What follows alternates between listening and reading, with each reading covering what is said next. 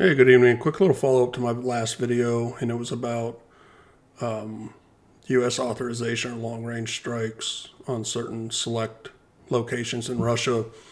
And overnight, headlines were that Russia launched an ICBM against Ukraine, which is, again, a very troubling headline. And it's troubling because, A, there was no real evidence there was an ICBM.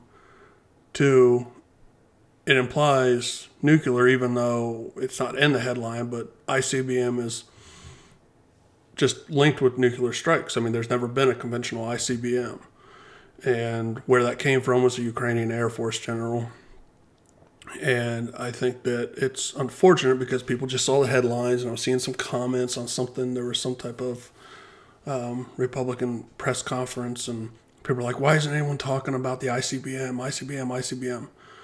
Well, it wasn't an ICBM, it sounds like. And it looks like what Russia has recently released is it's a newer medium or intermediate range ballistic missile. It's not going to grab headlines as much to say that because, first off, ballistic missiles have been used in conflicts for many, many years now, so it's not anything new. Now, an ICBM has never been used, conventional or otherwise. Looking at the videos, it appears that it was equipped with dummy warheads.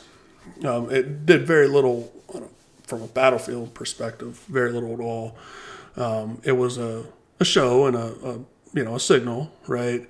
And it is a little provocative, but if it did have warheads, it was conventional ones.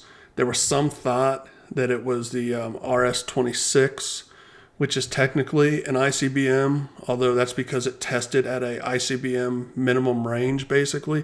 But that was with the reduced payload. That was not an operational payload. Every test with an operational payload was in the more intermediate range ballistic missile. But Russia's claiming it's not. It's this newer one. The U.S. has said that they really don't have very many of these. It's in the experimental phase. It's not something that they can really deploy. It does look frightening because it was equipped with what appears to be multiple reentry vehicles, independent reentry vehicles. It does look frightening when you see that coming down because it's multiple strikes, like a nuclear, missile strike could look like.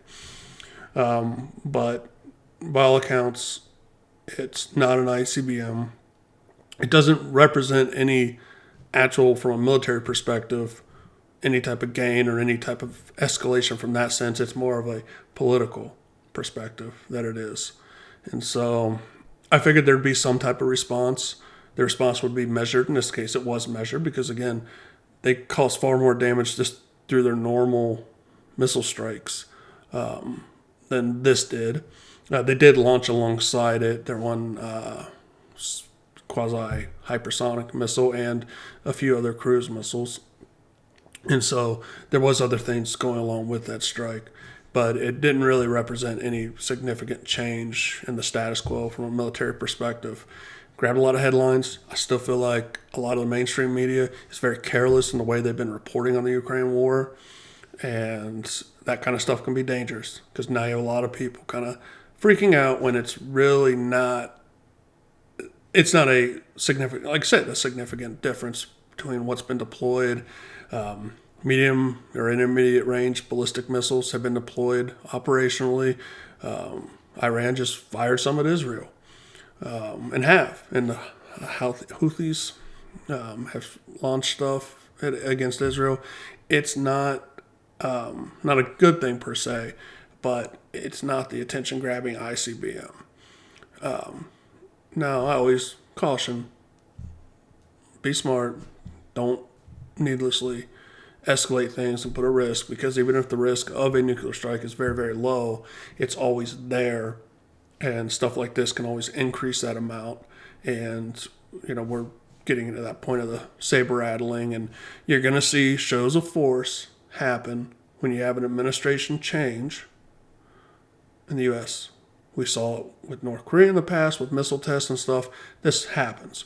It's not a good thing, but it does happen. But the news media really needs to do a better job of being restrained in how they're reporting stuff and get a little more facts. And it's not a good thing just to report based off what a Ukrainian Air Force general says. So that's it. Just a quick video. Just wanted to update everybody. Don't worry. Nobody's launching nukes. Not yet, at least.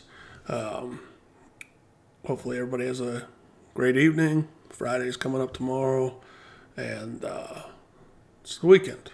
So enjoy a nice scotch, a succulent Chinese meal, and have a good one.